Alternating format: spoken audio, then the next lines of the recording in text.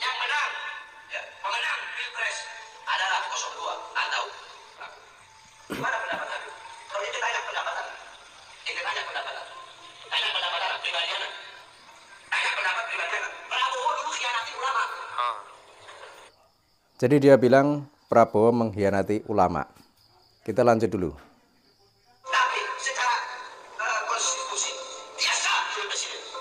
Tapi bagi anak dia presiden mengkhianat. Kalau urusan bagi saya, bagi yang lain nggak apa-apa. Bagi Bahar bin Smith, Prabowo Subianto adalah pengkhianat. Dia presiden, karena pernah disahkan apa lagi? Kita udah berjuang betul. Kita udah berjuang udah turun di jalan udah demo. Tapi mau gimana? Mau nggak mau harus terima. Tapi tetap bagi Bahar bin Smith saya. Jadi masih nada-nada teriak-teriak yang membuat bising telinga dilakukan oleh Mbak Alawi satu ini. Ya, pengkhianat. Nggak ada urusan. Dan siapapun yang menjadi presiden, nggak ada urusan. Jangankan Prabowo, habis saya jadi presiden. Kalau nantinya melakukan kesuliman, mengeluarkan kebijakan-kebijakan yang menyesalkan rakyat, lawan apalagi Prabowo yang pengkhianat Prabowo. Nggak ada urusan, nggak ada urusan. Habis itu tidak ada urusan. Masih dengan arogannya seolah-olah punya kekuasaan di negeri ini. Dengan mengklaim sebagai cucu Nabi, berharap masyarakat di Indonesia akan mendukungnya dan berada di belakangnya. Kita lanjut dulu videonya. Maka presiden itu telah misalkan, oke, sah, jadi presiden. Presiden yang 01, presiden yang 03. Tapi bagi Bahar bin Smith tetap dia seorang penjahat. Bagi Bahar bin Smith, nggak perlu diikuti. Itu ya ungkapan kegelisahan seorang Habib bernama Bahar bin Smith. Karena sebagaimana kita lihat, Prabowo Subianto di tahun ini terpilih menjadi Presiden resmi Republik Indonesia. Dan kita lihat juga Pak Prabowo Subianto menjadi presiden bukan karena dukungan Mbak Alawi. Berbeda di tahun 2014 yang lalu. Kita melihat Pak Prabowo Subianto didukung oleh para habaib, termasuk juga Rizik Syihab, Bahar Smith, dan lain sebagainya. Kemudian di tahun 2014 itu digunakanlah politik agama yang akhirnya Pak Prabowo Subianto justru malah kalah dengan Pak Jokowi. Kemudian terkait tentang kenapa kok tiba-tiba di tahun 2014 ketika mencalonkan diri sebagai presiden Pak Prabowo menggandeng para Mbak Alawi, tapi tiba-tiba di tahun berikutnya ketika beliau mencalonkan lagi sudah tidak menggandeng para Mbak Alawi ini. Apa sebabnya? Kita masih ingat rekam jejak ketika Pak Prabowo Subianto kalah dengan Pak Jokowi di tahun 2014 yang lalu. Ketika itu hampir terjadi kekacauan, di mana ada sekelompok orang yang berusaha ingin merebut pemerintahan yang sah. Tapi semua itu berhasil digagalkan.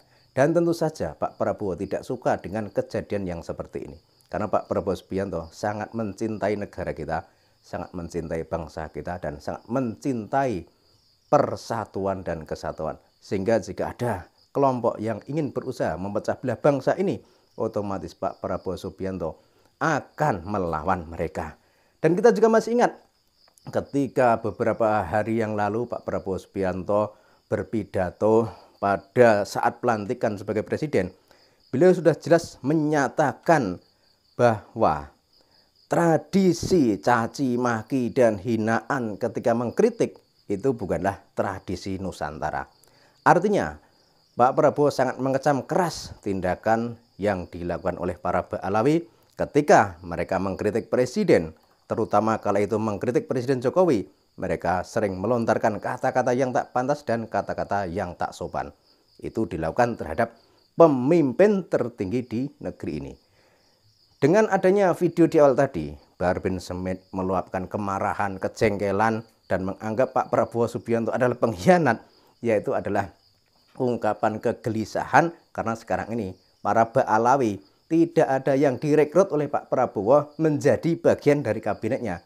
Artinya suara para Mbak Alawi ini sudah tidak digunakan lagi oleh Pak Prabowo. Kenapa? Ya karena kalau mencalonkan diri sebagai presiden atau mencalonkan diri sebagai wali kota atau gubernur atau yang lainnya, kalau mengandalkan suara dari Mbak Alawi ini pasti akan kalah dan rugi. Artinya apa? Ya artinya suara para Ba'alawi, termasuk Bahar Smith, Rizik Syihab, dan lain sebagainya, sudah tidak didengarkan lagi oleh masyarakat di Indonesia. Yang mendengarkan hanya segelintir orang pengikut mereka saja.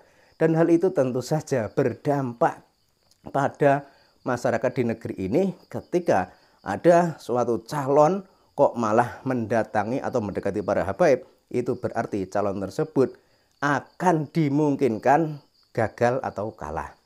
Sehingga ini adalah pembelajaran bagi Anda semua yang mau mencalonkan diri menjadi presiden atau menjadi gubernur atau wali kota atau bupati. Hendaknya ketika Anda mencalonkan diri, janganlah Anda itu malah mendekati para habaib. Karena suara habaib sudah tidak didengarkan lagi oleh masyarakat di Indonesia ini. Karena orang di Indonesia sekarang sudah banyak yang paham, sudah banyak yang tahu, dan sudah banyak yang cerdas bahwa sebenarnya para Ba'alawi ini, mereka ini tidak terkonfirmasi sebagai keturunan Kanjeng Nabi. Kalau dulu banyak yang percaya terhadap mereka itu adalah karena mereka ini, para Ba'alawi ini dianggap sebagai cucu Nabi. Tapi sekarang setelah terungkap fakta yang mencengangkan bahwa ternyata berdasar tes DNA, haplogrupnya G, kemudian berdasar sejarah, ternyata ada yang namanya Habib Utsman bin Yahya menjadi anteknya penjajah Belanda. Kemudian juga berdasar kajian ilmiah, nasab mereka tidak tersambung kepada Kanjeng Nabi. 3 hal tersebut sudah memberikan jawaban kepada masyarakat di Indonesia bahwa sekarang itu sudah saatnya tidak lagi menggunakan habaib untuk urusan apapun, apalagi untuk urusan atau untuk kepentingan politik. Karena hal ini sangat membahayakan, tidak hanya rugi tapi juga membahayakan. Kenapa demikian? Kalau kita lihat apa yang disampaikan oleh para Ba'alawi ini, mulai dari masa pemerintahan Jokowi, mereka berkuar-kuar di panggung dan membuat provokasi, juga menebarkan kebencian, menebarkan fitnah, menebarkan dendam kepada rakyat di Indonesia terhadap pemimpin yang mereka sasar. Itu artinya secara tidak langsung mereka itu membuat atau menyebarkan kegelisahan dan menularkannya kepada masyarakat di Indonesia.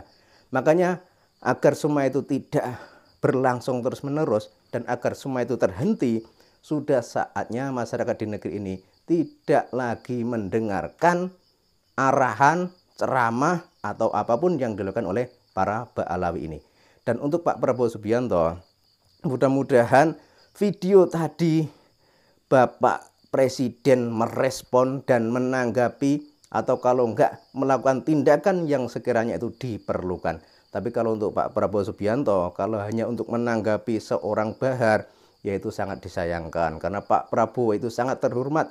Pak Prabowo itu seorang Presiden Republik Indonesia. Sementara para Ba'alawi adalah mereka ini para imigran dari Yaman. Mereka ini keturunan imigran dari Yaman yang sebenarnya di Indonesia ini mereka ini hanya numpang.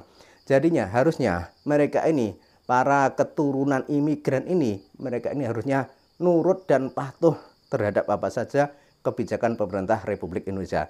Dan hendaknya para keturunan imigran ini tidak layak untuk mengkritik, apalagi sampai mencaci maki pemerintah Republik Indonesia, apalagi sampai mencaci maki pemimpin negara Kesatuan Republik Indonesia. Karena hal ini sudah dinamakan suul adab. Mereka cuma numpang, kok berani-beraninya mengecam sang tuan rumah. Dan terkait terhadap video di awal tadi tentang Bahar bin Smith yang keluar-keluar meluapkan kemarahan, menganggap Pak Prabowo pengkhianat, yaitu karena itu tadilah, merasa sudah tidak digunakan dan merasa sudah tidak diperlukan lagi oleh Pak Prabowo. Tapi sikap Pak Prabowo memang betul, memang harus seperti itu. Jadi tidak usah lagi menggunakan habaib dari Yaman untuk kegiatan apapun di negeri ini.